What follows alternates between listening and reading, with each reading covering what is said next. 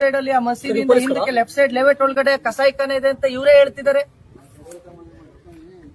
ಮತ್ತೆ ಅವ್ರು ಹೇಳ್ತಿದ್ದಾರೆ ನಾನು ಅದನ್ನ ತಿಂತೀನಿ ನನ್ನ ಹಕ್ಕು ಅಂತ.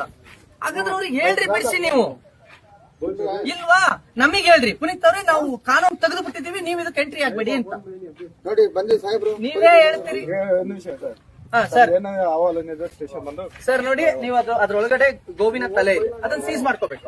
ನೀವು ಅದನ್ನ ಸೀಸ್ ಮಾಡ್ಕೊಳ್ಳಿ. ಅವಾಲ್ ಏನ್ ಬಂತು, ಒಂದೊಂದು ಕಂಪ್ಲೇಂಟ್ ಮಾಡಿದೀವಿ, ಒಂದ್ ಬಂದು ಸೀಸ್ ಮಾಡ್ಕೊಳ್ಳಿ. ಬರ್ಲಿ, ನಾವಿಲ್ಲೇ ಇರ್ತೀವಲ್ಲ, ನಾವಿಲ್ಲೇ ಇದೀವಿ. ಕಾನೂನು ಸರ್, ಒಂದ್ ನಿಮಿಷ, ಇವರೆಲ್ಲರೂ ಕೇಳ್ತಾ ಇದಾರೆ ಇದು ಲೀಗಲ್ ಅಂತ.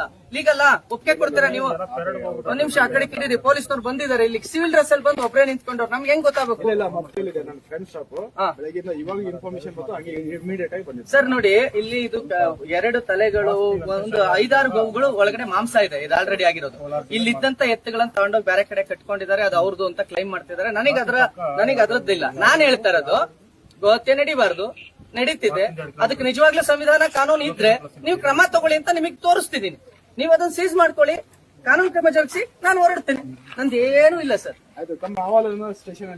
ಹಂಗಾಗಲ್ಲ, ನೀವು ಬರ್ಬೇಕು, ಕ್ರಮ ಜರುಗಿಸ್ಬೇಕು, ನೀವು ಅದನ್ನ ತಗೋಬೇಕು, ಸೀಸ್ ಮಾಡ್ಬೇಕು. ಆಮೇಲೆ ನಾನು ಅಲ್ಲ, ನೀವು ನಿಮಿಷ ಸರ್, ನಿಮಿಷ ಸರ್, ಕೇಳಿಲಿ. ನೀವು ಅದನ್ನ ನಮ್ ಸುಪರ್ದಿಗೆ ತಗೊಂಡು ಇದೀವಿ, ಅದು ನಮ್ ಕರ್ತವ್ಯ ಅಂತ ಒಬ್ರು ಅಧಿಕಾರಿ ಸರ್, ನೀವು ಮುಫ್ತಿಲಲ್ಲ, ಒಬ್ರು ಅಧಿಕಾರಿ ಬಂದ್ ಹೇಳಿ ನಾವು ಹೊಡ್ತೇವೆ. ಒಬ್ರು ಅಧಿಕಾರಿ ಬರ್ಲಿ, ಕರೀರಿ ನಿಮ್ಮ ಅಧಿಕಾರಿಗಳನ್ನ. ಎಷ್ಟು 1:15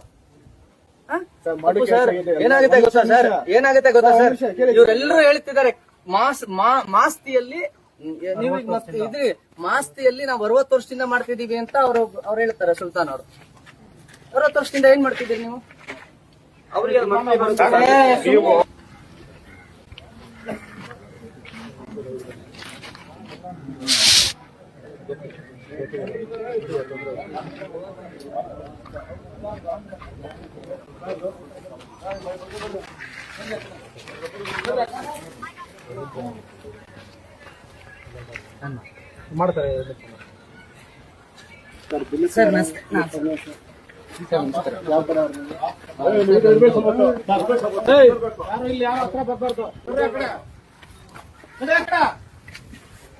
ವಿಡಿಯೋ ಮಾಡ್ಕೊಪ್ಪ ಪೂರ್ತಿ ಆ ಕಡೆ ಪೂರ್ತಿ ಮಾಡಿ